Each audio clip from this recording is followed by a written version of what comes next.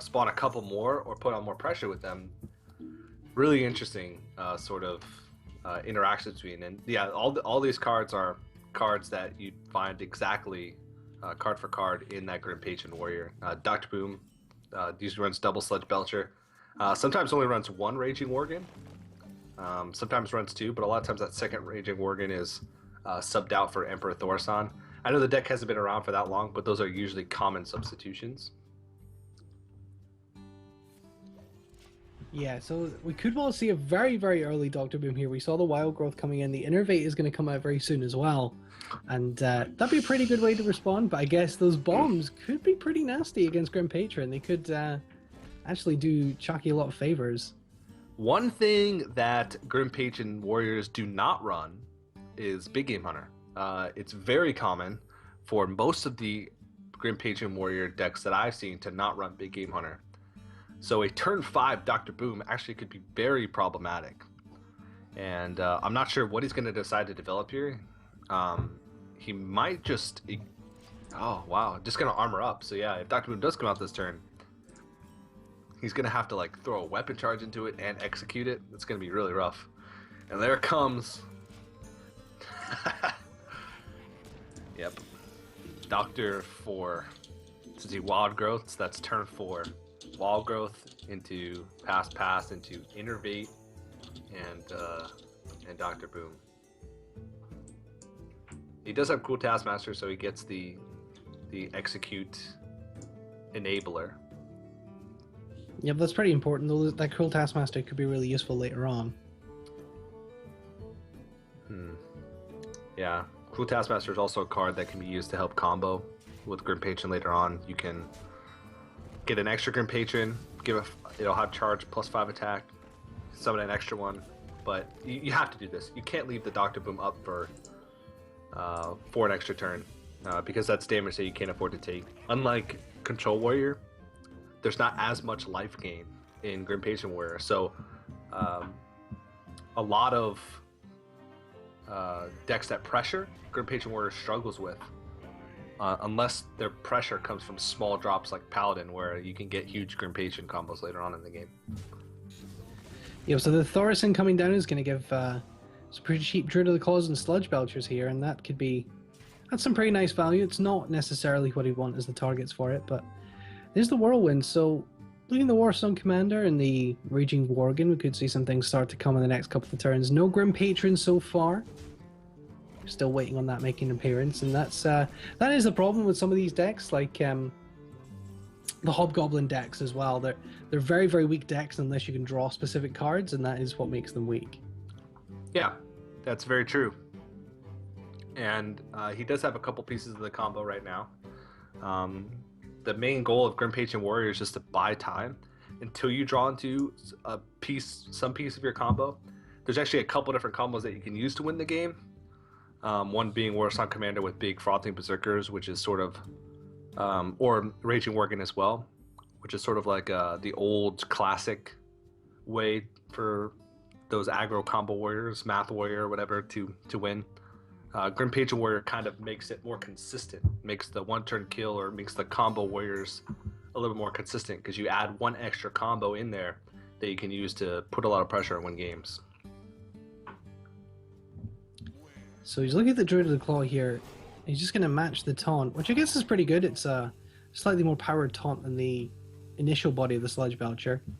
Thought he might have gone for a charge version to get through the Belcher, but that would have been pretty wasteful. So he's just going to go with the taunt form. And Chakki doesn't really have a lot of great plays here. He can develop the Death Bite, which is pretty good, because next turn he'll be able to get a pretty decent battle rage play if he's able to get another damage minion on the board. Also, he has a good turn 7 play in playing Dr. Boom. But battle rage right now, probably smarter just so he can get the. Well, there is the Grim Patron. Ooh, he's got Grim Patron, Whirlwind, and Warsong Commander, and Death Bite charge. So next turn he can hold on to Death Bite, play Dr. Boom, and then the following turn, he can make for some huge plays with Grim Patron, with Warsong Commander and Grim Patron. But he can't. 9 mana is sort of that sweet spot because you can play the Whirlwind as well. Yeah, it's so difficult to get these combos because it is a 5-mana card. It's really difficult to get that. But yeah, as you say, the Warsun Commander Grim Patron Whirlwind combo is pretty good. He does have that Raging Worgen as well for maybe a turn 7 combo. You don't want to play your combo pieces too early, because if you use your first Warsun Commander and it gets killed, and your other Warsun Commander is in the bottom of your deck, a lot of times you don't have the damage to be able to close out the game. Oh. Okay, so a Dr. Boom this turn is most likely the play. And then next turn he can make some huge plays with Grim Patron. This turn, it's a little bit too premature, just because he can't play the Warsun Commander. If this was turn 8, he'd be able to play Warsun Commander, clear off the Sludge Belcher, which would spawn another Grim Patron, throw his fresh Grim Patron into the slime, which would give him another one, enrage the other one, which would give him another one, and allow him to clear into the Druid Claw. But he's 1 man off from being able to do all that, so I like just playing Dr. Boom here. Yeah, I think so. Or maybe even... No, yeah, Dr. Boom turn 7. I was going to say he might be able to make some plays with Acolyte of Pain, but he really does not want to give up that charge of Despite, because next turn is going to be that turn where he starts to develop all those Grim Patrons. He's going to bring everybody in here. Is it Grim Patrons? Is that the plural? Grim Patroni? I don't know. I think it's patrons. I guess it's patrons. Patrons, yeah. Patrons. Grim Patron. Yeah, I think that might be it. Yeah, Grim it's definitely... Patron. Who's it that keeps saying Grim Patron? I can't remember. I don't know, but it's definitely Grim Patrons. Oh, that Black Knight getting super value there on that 1/2 slime. I guess in a deck like this, it's hard to get any value at all from the Black Knight, so we'll take it where you can get it. The Warrior very low in health at this point. Oh, the second Inner Rage. Okay, so this is a lot of damage right now. It's really hard to calculate. He doesn't have lethal because he can't play the Whirlwind. If he could play the Whirlwind, there might actually be a chance for him to lethal, but actually, hold on. I don't think it is. Don't think it is. But he's gonna be able to clear the slime here, throw 1 Grim Patron. I would throw 1 Grim Patron in now, so that way he has room for all the fresh Grim Patrons that he's gonna be able to spawn. Oh, that's true. Yeah. Yeah. See, that's a good play there. And now he'll be able to spawn another one from the slime. He's gonna want to put that 7 damage onto. Yep. Wow, this is pretty crazy. This combo deck may actually work out. Yeah. For Chakki. And it doesn't get the kill there. I think he was just making room. He wants as many Grim Patrons as he can possibly spawn. All right, so he's gonna get 6 here. So he's gonna have 5 Grim Patrons on the board, and 4 of them are gonna be able to attack right now. They can actually, yeah, he can spawn. He can refresh one. No, because he doesn't get that one there, so he trades away. And actually, suddenly, this is looking pretty scary. The swipe? It doesn't do anything, because you can't swipe this board, because from whatever you're going to clear with the swipe, he's going to summon 2 more Grim Patrons. So you're not going to take away... Actually, so he'll be taking away 12 power and adding 6 power. So he'll actually be taking away a little bit of power off the board, and he'll be able to take out the Warsun Commander, but it's still... You're still... almost dead. I think if you kill the Warsun Commander and then swipe the boom, if you kill the Warsun Commander with the Keeper and then swipe the boom, you end up with 12 damage on the board, so you kind of stay alive. I'm not sure I don't think there's another play. Like, I think that's the only play. Yeah. You have to kill the Warsun Commander. You have to take the 7 damage off the board. You can take 2 of the Grim Patron damage off the board. I think he can afford to silence one of the Grim Patrons, swipe the Dr. Boom, and hero power into the Warsun Commander, because then he'd be left with 9 power on board. And, yeah. And he'd still be at... Okay. And then he can keep... This way he can keep her the Dr. Boom. I think this takes the most power off. Yeah, he's left Yeah, with. okay. Yeah, he's good. This way he's gonna be left with 6 power. So Yeah. It feels a bit like Countdown. Don't know if you've ever seen Countdown. It's a show with letters and numbers. You have to get as close as possible to the math number with the numbers you're given. I was quite far off. You got a little bit closer, but Ekta got closest of all. There will take 6 damage. he's still gonna be a little bit afraid because he's still within combo range, even if he armors up here. But Ecto only has 1 card in his hand.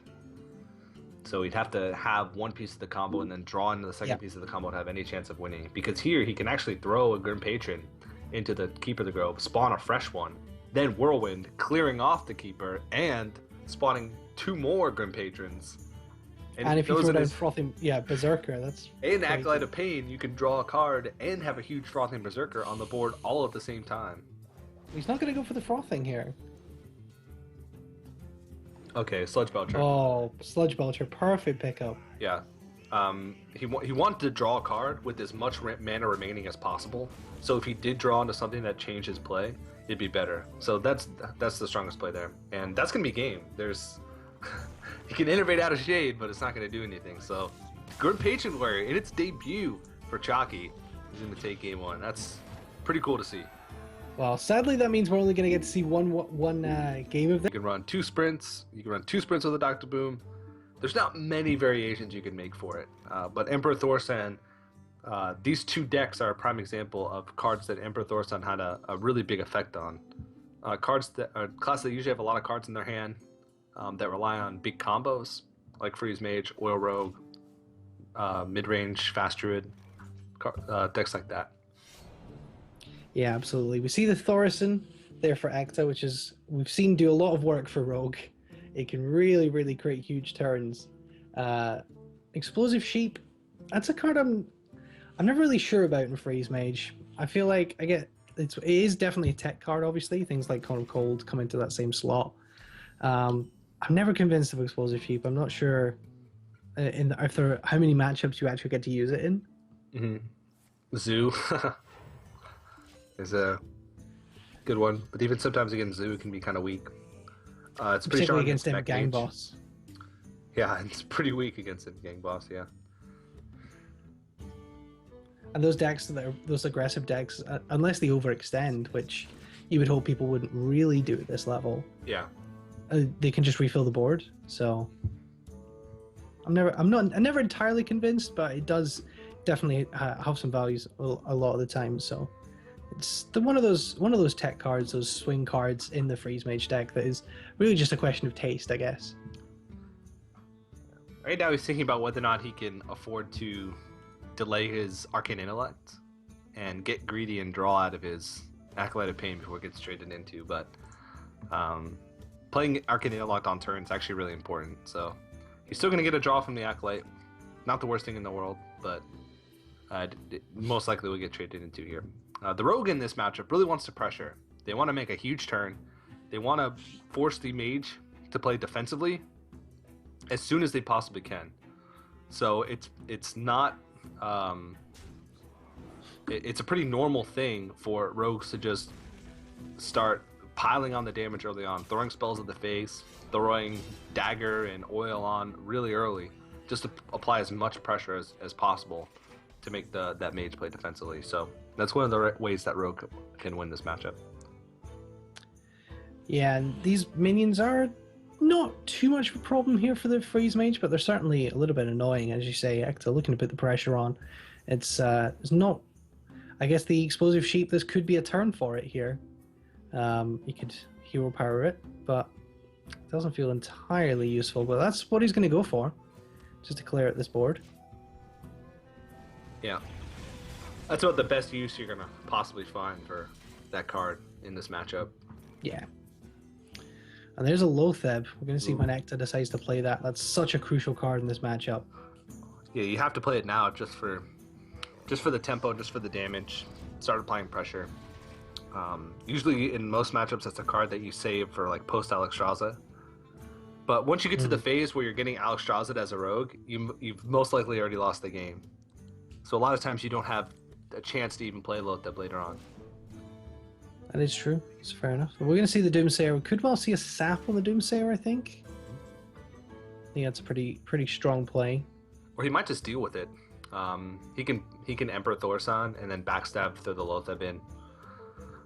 Because if he throws back the Doomsayer, then he knows he has to deal with it eventually.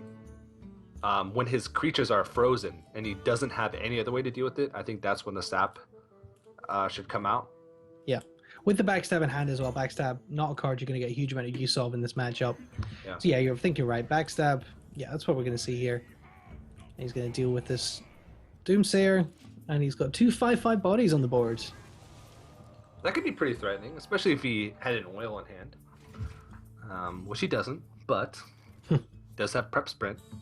And it's a 0 mana deadly sprint. poison. The ultimate combo card. It's pretty nasty. Do you know, I read a very interesting thread on Reddit the other week, because the thing you occasionally do learn things about the way Hearthstone works, and learning that cards do actually get negative mana costs. Yeah. Did not know that. I'd never experienced that before. Yeah. So the deadly poison, in fact, that prep now costs -1. Yeah. And if a Loatheb were to come down, it would go up to 4 mana rather than 5. Yeah, it's pretty. Even though it only displays as 0. It's kind of one of those weird little quirks that you don't really know about. Yeah. Yep. Pretty good pickup from the SI7 there. It's going to be able to clear out this mad scientist. Though he may just opt to develop even the Violet Teacher and use the deadly poison to clear this. It definitely has a lot of options. Yeah, I like the Violet Teacher play the best. Powder Cheddar, it's the stickiest, so if your board does get clear the next turn, you're still going to have a creature available to maybe combo oil with if you draw into it, but this puts like the most amount of power and threat on the board right now, with the state of the board right now. I still got a lot of health to chunk through, and Chakki's got a lot of ways to buy time with both Blizzards already. And Ice Barrier, so. And Those Blizzards. Those Blizzards. We could just see a Blizzard here. I wouldn't put it past them. Even, I know you want to save the Ice Lances, but we could perhaps even see Blizzard Ice Lance here to clear probably the Teacher to stop any of those crazy big turns. Yeah. Is an option, or you can just stall it out with the Blizzard. Buy himself some time. Chakki playing the Freeze Mag. Yes, the Freeze Mag. Didn't know there was a new class added to Hearthstone. There it is. It's actually just it's a class that Hyped designed. It's short for Magazzini. George Hyped Magazzini. That was a joke just for you, TJ. Thank you. So I you'd appreciate it. I really do. All right, well, he's taking the time earlier on to develop, but Chakki has a lot of ways to stall, but he doesn't really have any ways to sort of apply pressure. He hasn't drawn into Alexstrasza yet. Hasn't drawn to Archmage Antonidas. He does have Sunburn in his hand with Frostbolt, Ice Lance, but he doesn't have any of the heavier hitting spells like Fireball, like Pyroblast. So he's really going to have to stall for a while with these AoE spells in order to hopefully buy himself some time to draw into these bigger threats. Well, he's going to prep Eviscerate Face just to get a giant Edwin Van Cleef. Well, that's an 8/8 Edwin Van Cleef. It's a full board with a lot of damage here. Too bad it'll be frozen for the next infinity turns. Yeah. Double Blizzard Flame Strike is the ultimate counter to the 8/8 Van Cleef. Yeah, that feels pretty strong, not gonna lie. It's pretty strong. There we go. Card draw is exactly what he needed at this point, but he needs to Blizzard first, and then next turn, Blizzard again to buy himself time to Arcane Intellect, because he can't really afford to use Arcane Intellect this turn, because he has, 16, 20, at least 21 damage staring at him next turn. If he doesn't Blizzard here, yeah. I don't think he even has to. He can just ping face if he really wants to. Ping face is an obvious giveaway that he does have more AoE. Yeah, you can actually ping the Edwin and then ping Flame Strike next turn. Mm-hmm. Yeah, that's true. That's definitely the optimal play. Yeah. And this isn't a huge dead giveaway either that he doesn't have extra AoE. Pinging the highest health creature is usually the standard freeze mage tactic. Yeah. Be good if we could see ECTA's reaction to this here. It's so frustrating to play against freeze mage sometimes. Mm-hmm. Yeah, that's what I said earlier. You feel like you're not really playing against your opponent. The opponent is playing against their own deck. Your opponent's playing solitaire. Exactly. Yeah, your opponent's and playing. You're trying to play along, but it's not working. It's like you're trying to play against them without them knowing. Like, oh, okay. Just gonna SI7 face here, just try and push this damage in. No ice blocks up yet. He does have anti-Keelbot, and he does have Sprint to refill his hand. So he has answers to just about anything that Chakki can do. Emperor Thorsen, but if he uses it, it's just going to get killed the following turn. But at the same time, he could get... It's still pretty decent value. 2-mana Arcane Intellect. Being able to use Frostbolt, Ice Lance for 1 mana is pretty strong play. That's pretty strong. What's that? That's 11 damage for 1 mana. Mm-hmm. That's a 1 mana Pyroblast ping. Yeah, it's pretty strong. But at the same time, if he just plays Emperor here, he would have to most likely Frostbolt something just in order to safely protect his block.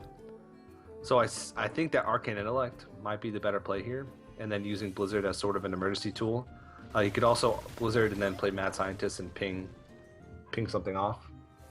Which... Ping SO7. Mm-hmm. Ooh, and using one of the Ice Lances. Yeah, using the Ice Lance is interesting. It's He's used both Ice Barriers though, so that's actually really smart. Because Mad Scientist could be a flex card later on in order to draw the last ice block out of his deck as sort of an emergency tool. So right now, if he plays the Mad Scientist with an ice block already up, his Mad Scientist isn't going to pull anything out. So there's not really a point in playing it. Earthen Ring's a pretty good pickup. Bring him back up to 30 health. Yeah. And it's not a big enough threat to really mandate any of the things that Chakki has to deal with in his hand, but this does give him the space to play Arcane Intellect, and indeed to play Thoresen. Yeah, he's been pretty deep in his deck, and he still hasn't drawn into... He's going to Frostbolt. That's... Yeah. I like this better. This protects his Thoresen a little bit more. The Arcane Intellect isn't going anywhere. He's still going to draw be able to draw those 2 cards. Now he's just going to be able to do it for less mana. So, this is the best way to protect not only his damage from his ice block, but also protect his Emperor Thorsen. Essentially give it taunt.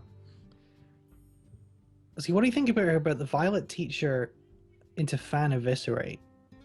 Cycle that Fan. It's not going to get a huge amount of value.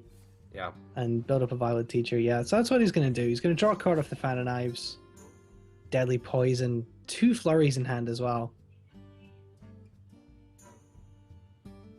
He needs time to be able to build up those daggers and use those flurries, though.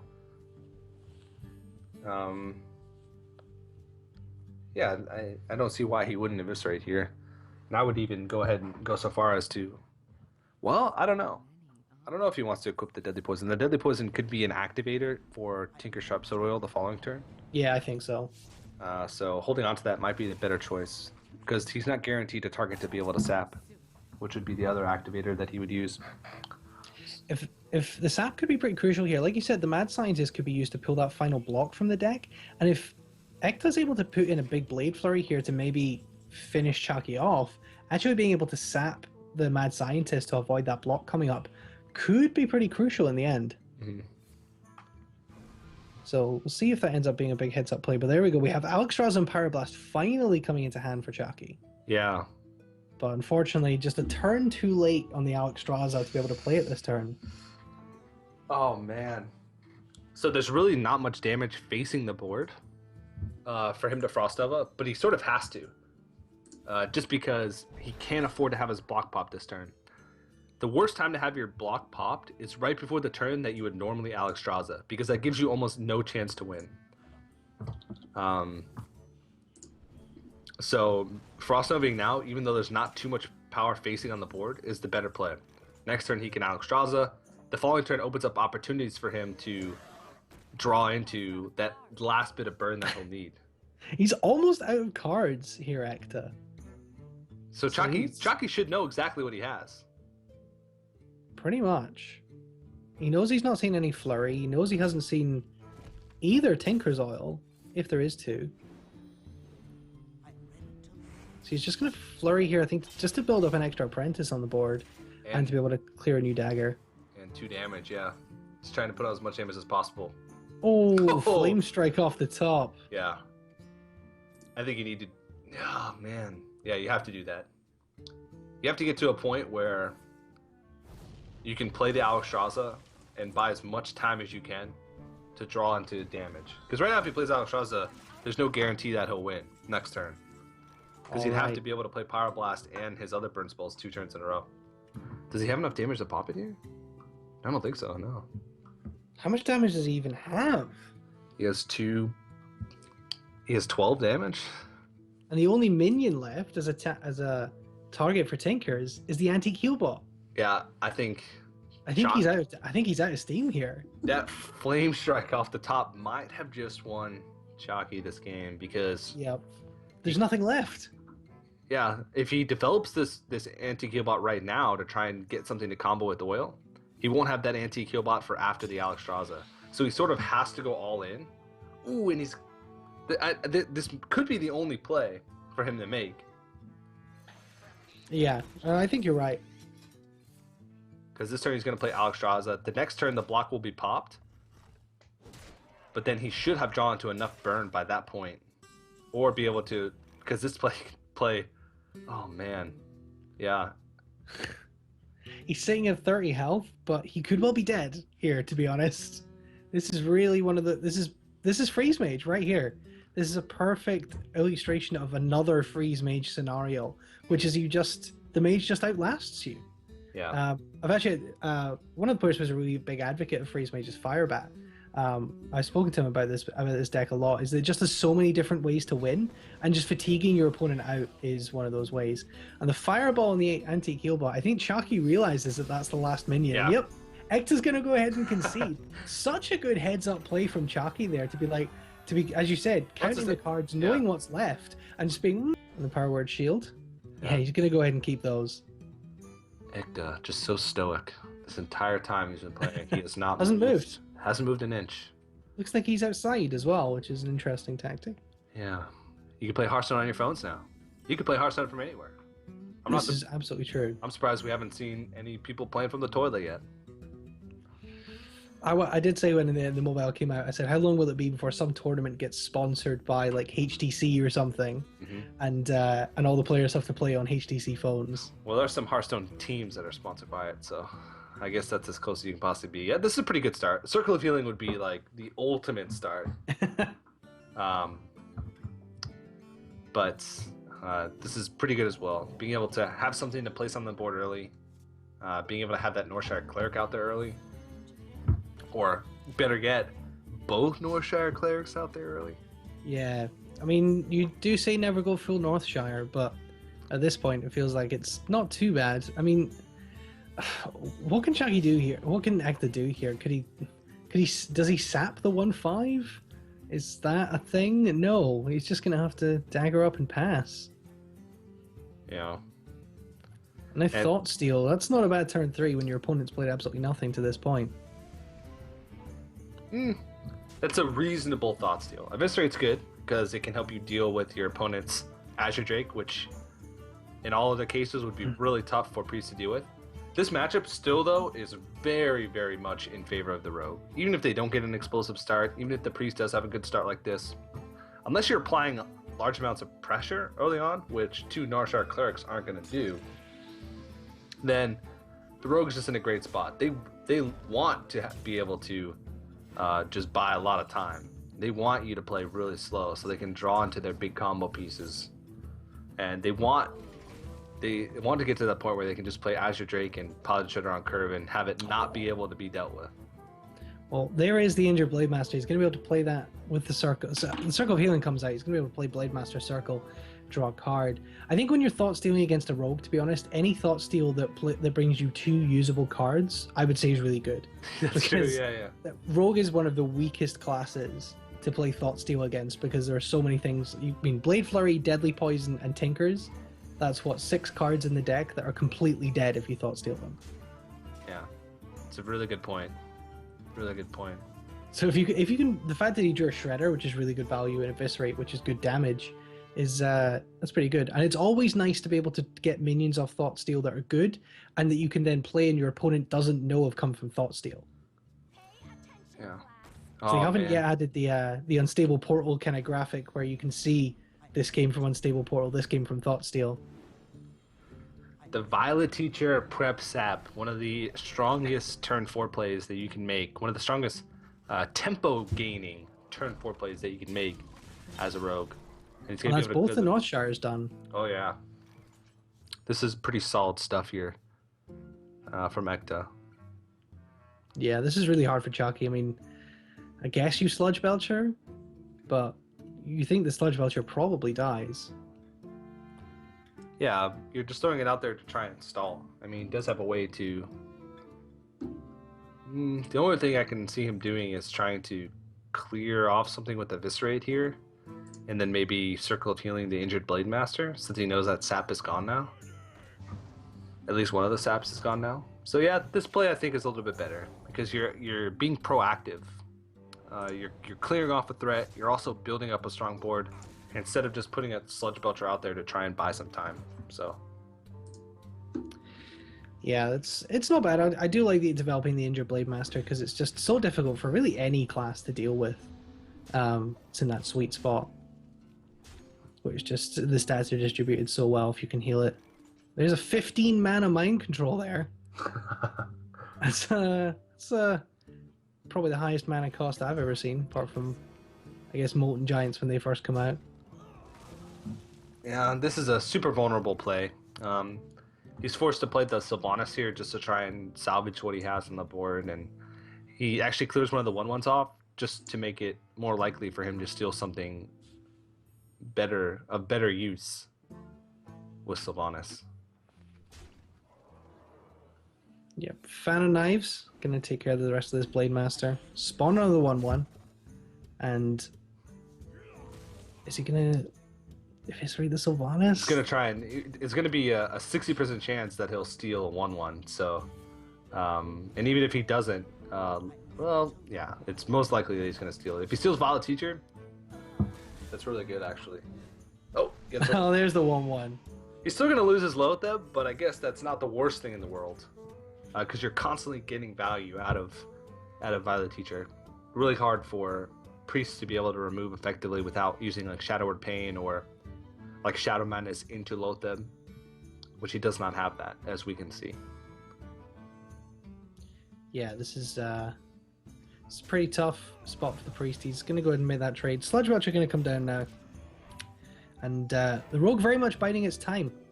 Has some good minions like Azure Drake and Pilot and Shredder to come. The Violet Teacher's still in play. And actually the Fan's pretty good here. But we're going to see the Eviscerate to clear this Sludge Belcher.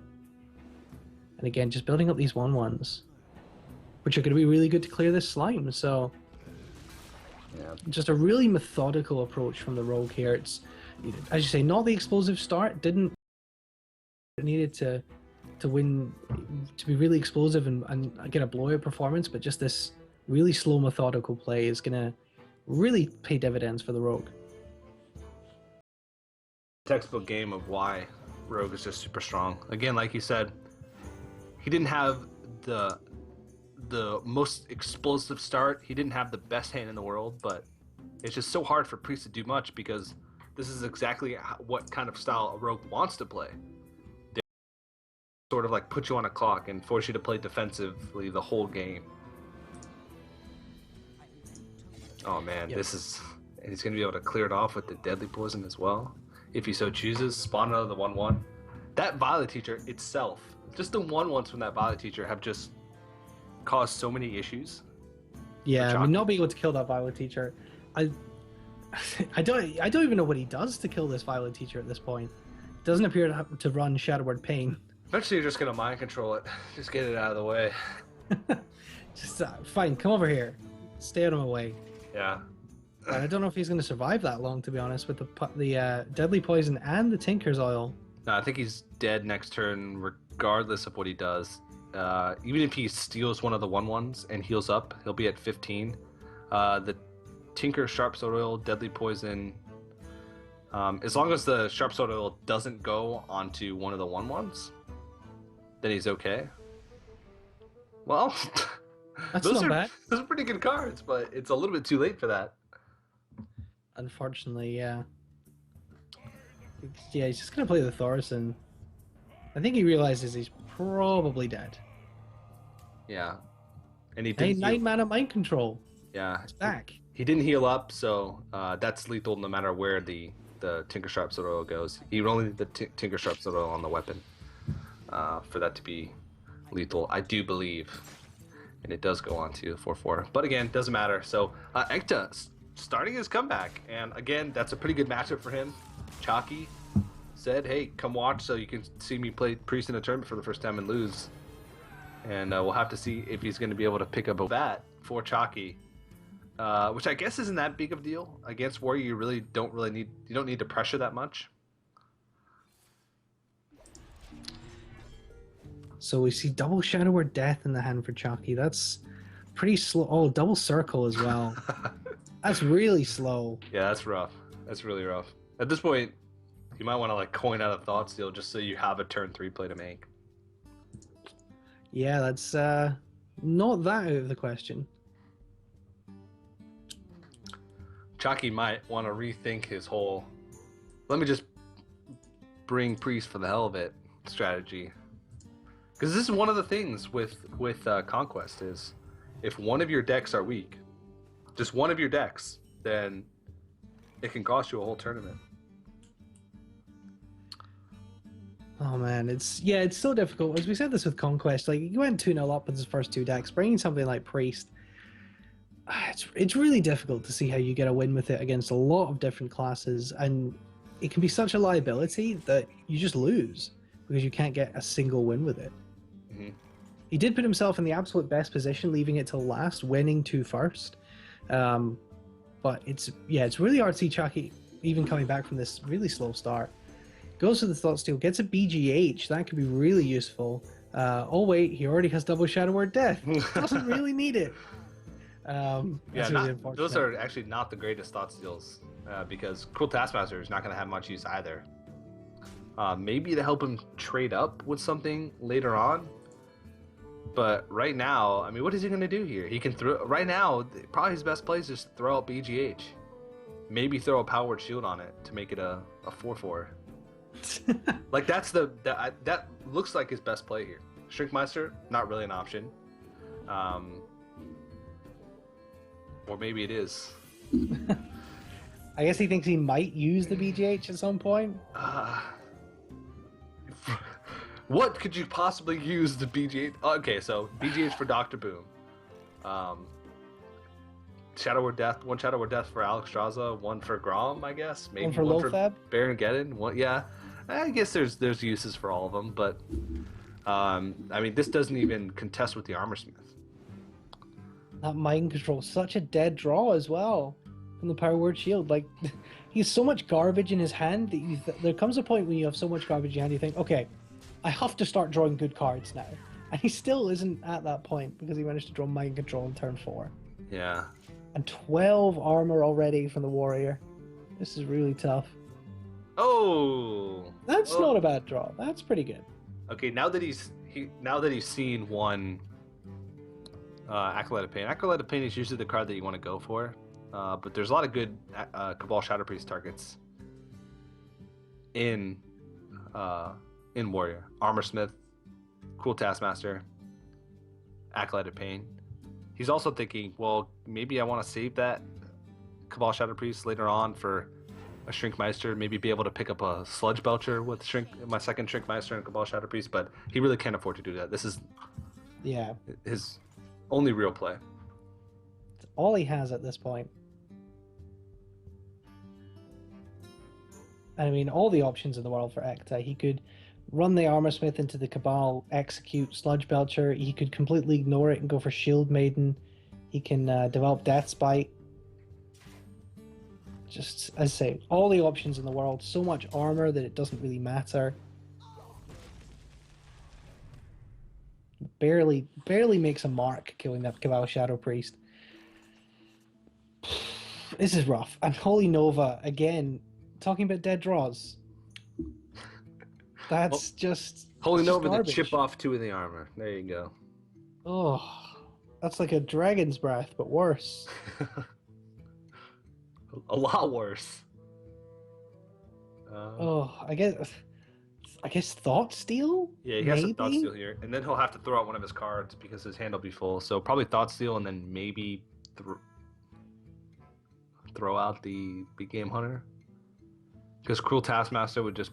You could chip off more of the armor, but it would just play right into... Yeah, Thought Steal. This is really rough. Well, it gets a threat, so that's good. Yeah, but he does actually have Cruel Taskmaster as well. Yeah. I was just going to say he doesn't pick up an activator, but he picked one up in his last one. He's just going to throw out the circle. Okay, yeah. This is probably the best choice, to be honest. That's fine. I was thinking Big Game Hunter, but again, Double Shadow of Death, Big Game Hunter. He will get to use all those. Yeah, this is... Again, lots of options for ECTA. It does have the Shield Maiden. Has the Lotheb. Sludge Belcher. All feel pretty good. Even the Harrison Jones is not too bad here. I guess Harrison Jones could potentially bait out a Shadow Word Death as well. Which little does ECTA know, Chakki's sitting on a pair of those bad boys. So even baiting out one. The Golden Cruel Taskmaster is an interesting card. Because it looks like he's in like a sandstorm. Or a really windy environment. And the way he does it, he just points and yells at someone. And it does damage to them and makes them stronger.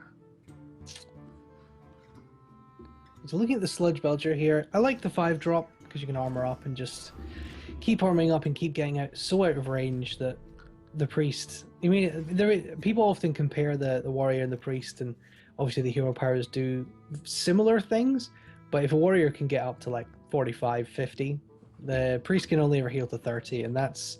If it comes down to fatigue, that can make all the difference. Yeah, that's very true. Warrior versus priest. I once DDoSed myself in a tournament so I wouldn't have to cast warrior versus priest. So the rumors go. I remember back in the day, warrior versus priest and warrior versus handlock were probably 2 of the most common matchups. This is like pre-GVG, a little bit before GVG came out. Like right smack dab in the middle of Nax and GVG, which was just, oh my goodness. Back to back to back. A best of 5 series would last hours. Yeah. Just by itself. One best of 5 series. All right. If Chakki could hurry up and decide what he's going to do, that'd be great. He can Cruel Taskmaster.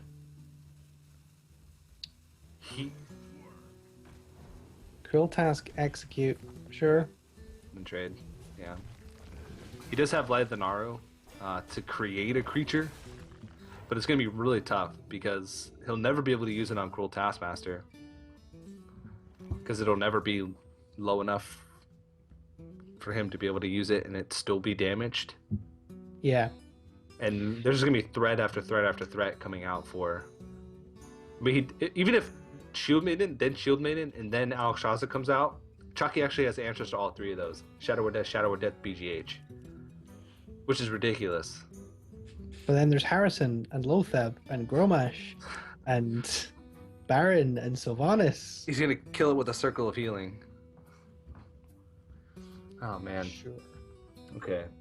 Does Chakki run Alkanize in this deck? I guess he must do. Yeah, I'm sure he does. Light of the Naru without Alkanize is a little bit weird. I mean, of course, yeah, Light of the Naru is great on Injured Blade Master. Someone's a Light Ward and can put on pressure, but... Yeah. And he actually still holds on to that Death Bite charge. So he's not really afraid. Yeah, I'm not sure about that. He's just waiting for it to get a little more... He's waiting for it to use the Execute, to proc the Execute, because he doesn't have any other way in his hand besides just straight up base tanking something to proc Execute on a big creature, so... Yeah, this is really tough for Chakki. Again, I go back to questioning the wisdom of this Priest pick. It's such a difficult deck at this point. There are just so many 3-deck lineups where it's really hard to get a win with Priest. And if he just brought something like Face... I mean, I know he's a big fan of the Face Hunter, but he just brought Face Hunter. he probably would have won the series by now. Yeah, but at the same time, it's still almost impossible to tell how this game's going to end up. Because Priest, they just play so reactively. So, I mean, he does have an answer to a lot of threats that are going to come out here. He'll probably draw into more answers for the threats that are going to come out. So, There's the death. Even though the Warriors managed to build up 54 health total. 44. 44. Math, there you go. Oh, there's a Dr. Boom, so that's another target. So there are now twice as many targets for BGH and Shadow Word Death as Chakki has remaining in his hand. Yikes. This is pretty rough. So Dr. Boom, is that a BGH or a Shadow Word Death? What do you think? I think it's a BGH. I think you should use the BGH while you can. Because it's not as flexible. So you want to get it out of the way. But there's merit for both. Because you might want to save BGH for something a little more powerful. Like Alexstrasza. Because at this point in the game, with how slow paced it's been, you know that pretty much every card's going to be used. Yeah, pretty much. This game is most likely going to go to fatigue because both players have the answers, have all the answers. Oh man, you need to conserve your resources. At this point, drawing might not be the best idea. Just because if you know that it's going to be a fatigue game, then you might want to just try and preserve your... preserve having card advantage, like opposite card advantage. Card advantage in a fatigue war, which means you've drawn through less of your deck. Oh, Ysera. That's actually really risky though, because if he plays Ysera, which is usually a really great card against Priest, it gets mind controlled, then you're in trouble, because a lot of times you don't have a way to deal with that. But he does have Execute, so if he played it here, he'd sort of just be forcing Chakki to have it. I can't think of any better Shrinkmeister Cabal targets in the entire game than Ysera. Yeah. Sadly, Chakki doesn't have those two pieces, but I literally don't think there is a better card that combo works on. Yeah.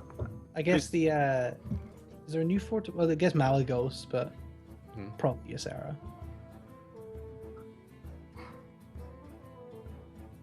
I always liked the old Thought Steal Aldor Peacekeeper against Paladin, and then Aldor Peacekeeper Cabal Shadow Priest Tyrion. That's true. That's pretty nice. Yeah.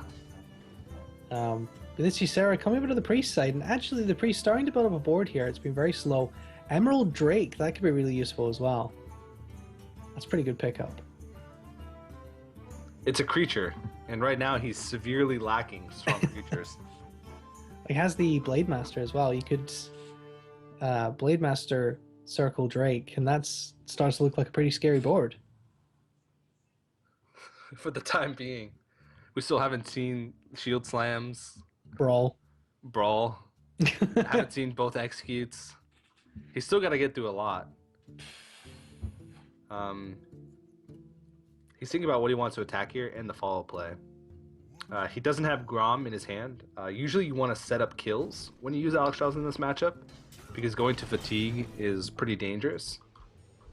So using Alexstrasza prematurely sometimes isn't the right choice, because by the time you draw into the combo, the Priest might have healed it back up to full health, which negates the effect of Alexstrasza overall. So before you use that card, you want to make sure that you do have some sort of way to combo Grom in your hand. And Nightmare is actually a really great card, because he can almost guarantee lethal if he gets like a Whirlwind effect plus Nightmare after Alexstrasza turn. Now, Sylvanas Shadow Word Death? That's a combo. Yeah, I don't know if Harrison Jones is a card that you really want to steal, though. I wouldn't be too upset with just using Grom. That's true. I mean, doesn't look like he has any way to deal with it at this point. You've seen both Executes. Yeah. You'd be able to chip off 3 of the armor. You could also heal Grom back up to 7 health? No, it'd be 6 health, because you would take 5. Grom. Circle of healing him, and then he'd I was be gonna almost say impossible to deal with. Grom into Harrison, Light of the Naru Circle No, draws way too many cards. yeah, way too many cards. Yeah, But does create a sick Light Warden. he might actually sacrifice the Northshire Cleric here. I guess not. Okay, heals his face. Smart choice. It's vulnerable to Shield Slam in this situation. I actually wouldn't have been opposed to sacrificing in the Northshire Cleric and then using Circle of Healing to make the Grom healthier. I personally would have gone with, I would have sacked the Northshire and then Light of the Naru Circle and built a big Light Warden as well. Yeah, that's a good play as well. I think that definitely would have been an option. But yeah, it's difficult when you have the Northshire and you're like, oh, I really want to draw lots of cards because that's really good. But also, I have like 9 cards in my hand. Mm-hmm. Okay, so we're seeing the Alex here, and he does have his Grom Nightmare, I guess. Yeah, but no way. I guess he still has lethal with just Grom, Nightmare, and his Fire War Axe if his opponent doesn't heal up. Yeah, exactly. But against Priest, you gotta think he's gonna heal. Yeah, he can. Just in He can light an anticipation arrow of himself. Taskmaster. Yeah, he can light an arrow himself and then basically be out of Grom range for the rest of the game. Yeah. So in this situation, What about Sylvanas' death here? because then the highest you can get yourself up to is 15 health, and you see Fire War Axe on the board. So Yeah. that might that's be true. risky.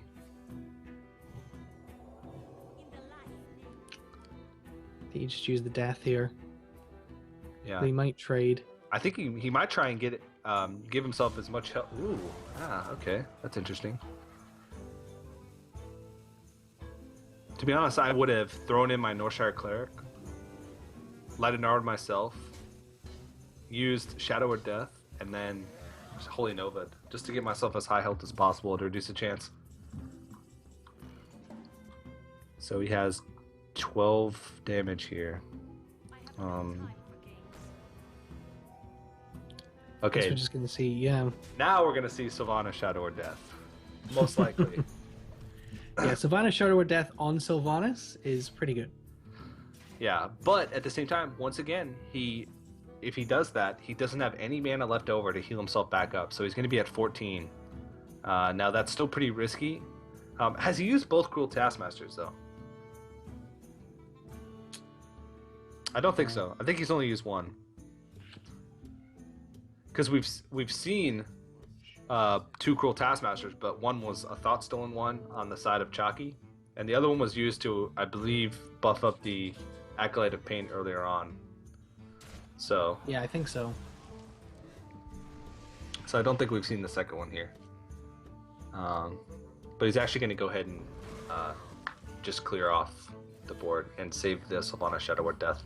Heal himself out of range. Yeah, I think that's fair.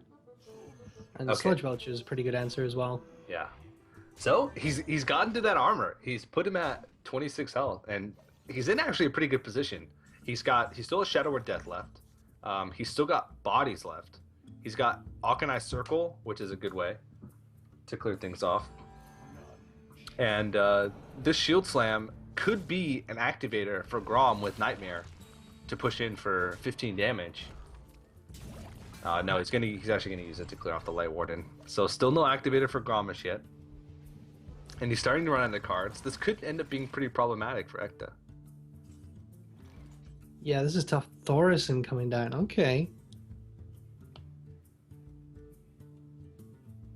Huh. You need to clear off this Black Knight though. Yeah, you really do. So how's he gonna do this?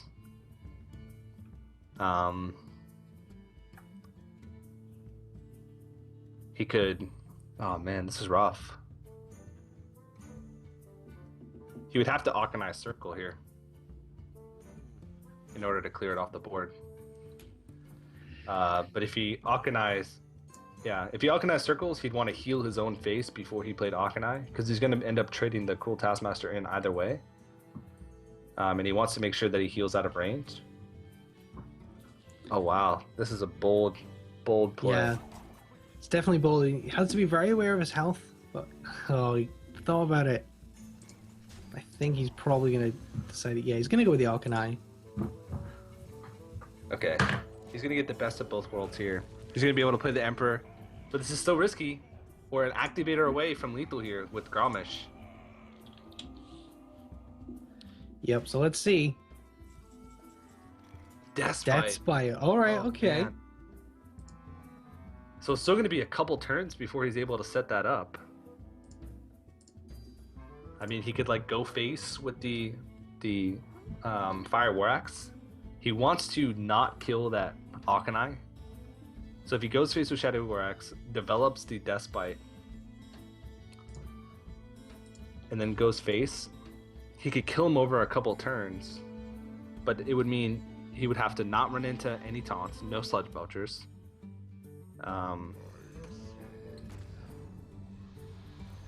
Wow. Yeah, So he wants to get it out of turn earlier. Yeah, this is smart. I'll tell you, this is so crazy that this particular game has been going on so long that it's actually outlasted the Twitch delay. Oh wow. So the game we're currently casting 10 minutes ahead is now being broadcast on Twitch. That's how long these priest versus warrior matches can go. They're going so long that we've gone back in time. So it's all time. Yeah. Okay, so this is a tough play because he needs to be able to remove his own. No, I don't think there's any way out of this.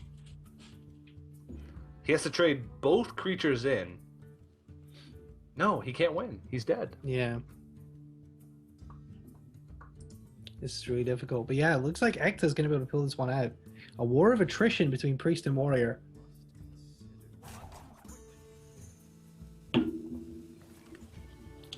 Yeah. Wow. Yeah, so getting that Death Bite out now and pairing that with the Loatheb means that there is just no way that Chakki can get through all this. Yeah, that's going to be the great play that's going to be able man. to Loatheb combo. And he's actually got a couple overkill as well, so really fantastically played by ECTA, and calculating that he needed to play the Death Bite and get it out there on the same turn that he played Loatheb. Just really smart stuff from him. And he actually drew the Cruel Taskmaster anyway, so regardless of what Chakki did that turn, even if Loatheb wasn't played, there was no way he could have gotten out of range, because he actually had 21 damage overall, so that's a big combo, that, especially if an early Shade gets out and they don't have an answer to deal with it, like Arcanine Circle right on time. It's going to be really tough, and we've seen Chakki just not have the greatest of starts, and it's really hard to put yourself into position as a priest to make sure that you're playing around combo every turn after turn 9 if a druid can put out some early pressure. Absolutely, and we see the Shade coming out early for the druid, which is good. Shrinkmeister for Chakki. We didn't see a second Shrinkmeister in that game, so I guess maybe he's only running one? It's possible. We didn't get through his whole deck as well, so we got pretty deep into the deck, but the priest deck that he was running on his stream the other day had double Shrinkmeister, because he really wanted to pair it with like Shadow Madness and Cabal Shadow Priest. But I'm not sure, he may have cut it since then. I know Chakki, even though he likes to advertise himself as an aggro player and a very fast player, I know when he turns off his stream at night, he always just play tests for hours. Goes to and hours bed dreaming of Control Warrior. Of Control Warrior and of Priest and how he can tech his Priest, so he can't fool us. He's got a little picture of Anduin above his bed. Yeah. Injured Blade Master and Circle of Healing, getting creatures out early to match against the pressure of druids is one of the best things that you can do. The one thing that he has to think about though is, does he want to take the risk? Can he play an Injured Blade Master here and wait for his second Injured Blade Master to come out and get both Circle of Healing? Oh, the Innervate's great here. Innervate Druid of the Claw, Innervate Sludge Belcher. Waiting on the Circle of Healing is so greedy, though. Yeah, just a Wrath would take out this Injured Blade Master, which is never something you want to trade for. But so lucky. There's a potential that his greed might pay off. Because if... Okay, no. He's going to coin swipe. I was going to say that it feels like a really inefficient use of swipe, but when you can stop that, those Blade Masters can get so out of hand if they get circled and then powered shield. You know, we've all seen the 411 Blade Masters. Yeah, it's not something that you can afford to happen. And swipe isn't really going to get that much more value against priests. It's not like they're going to have a lot of little creatures for you to clean up. So I like the risk by Chakki. It's something that you sort of have to do, especially when you're on the ropes like this. Ooh. He does throw the Pyromancer, but he doesn't have enough spells or enough mana to be able to take it out. I was interested. My cat He can Holy Nova. My cat just pulled a coat hanger off the sofa on top of herself and hit herself in the head. That's a cat for you. Because cats are smart. But Holy Nova to take out that Belcher again, doesn't feel like the most efficient use of the removal, but again, it's good to get rid of that shade before it gets out of hand. Yeah, this is definitely true. And now he's going to be able to most likely play Thorsan on curve here and have it not be too threatened. Yep, not too bad. Which is pretty good. Other option here would be to play Auchenai Soul Priest and be able to cleanly take out this Druid of the Claw with the hit and the Auchenai Soul Priest. But when you can play Thorsan like this on curve, it forces your opponent to deal with it and also will allow him to make a little bit better combos later on. 5-mana Cabal Shadow Priest is a pretty big deal. Yep. Let's talk about the Violet Teacher, which we're going to see here. Yeah. It's a Teacher Druid and very kind of classic archetype of Druid that we've maybe not seen as much. But ECTA trying to make a comeback here. Yeah, I don't know if this Violet Teacher could just be thrown in here for a little bit of extra value. I'm not sure if he's running like a token Druid. Like Power of the Wild and things like that. Power of the Wild, yeah. But it's definitely possible. We have not seen a very large majority of his deck, so. Going to see Pyromancer Thoughtsteal to finish off this 4-1 and be able to trade with the Violet Teacher. Those are really great draws, actually. Yeah. From Thoughtsteal. I guess that'll do. It's not too bad. And he's just going to play the Soul Priest here. That's interesting. Yeah, I don't think there's much a reason not to. He'd be floating mana if he just healed up his injured Blade Master, which I don't think he wants to do. This way it's vulnerable to Wrath, but putting more pressure on the board, usually against Druid, is the way to go. Because Druids, the thing that Druids struggle the most with is coming back on board when they're behind. Because Druids are really good at ramping up and putting up big creatures early, taking board control and then holding onto it. But if a priest manages to get it, sometimes they'll just never give it up against a druid, because every big threat that a druid plays from now on, the priest is just going to be able to deal with it because they have a stronger board. Yeah, exactly. So he's going to clear the Pyromancer and just go for the Harrison Jones here, which is pretty weak if there were a circle to combo with the Auchenai, but it also trades with the injured Blade Master, which you can't heal up to above 5, I guess. Yeah, I would just trade here with the injured Blade Master. Oh, no. Keeper of the Grove and then pop the heal onto the face is much stronger play. Yeah. And he's going to be able to develop even bigger of a board. Basically, he's in the same position that he was last turn, except he's got a bigger board now. And he's actually sitting on a next turn lethal. So yeah, this is pretty crazy. This is really, really good for the Priest. Chakki's in a really good position here. Chakki might manage to find a win with Priest. Oh my goodness. This is like backwards day. He's got to win another 3 series though if he wants to win this tournament. And I don't know if he's going to be able to get this lucky again. Yeah, I'm sure he's really kicking himself. The Sludge Belcher is going to stop lethal, but only for the time being. And he can actually steal the Cabal Shadow Priest. Or sorry, Recombobulator is lethal, right? No, it's 1 off. No, he'd have to find a way to take the Sludge Belcher before he recombobulated it. Does Recombobulator only work in friendly minions? Yeah.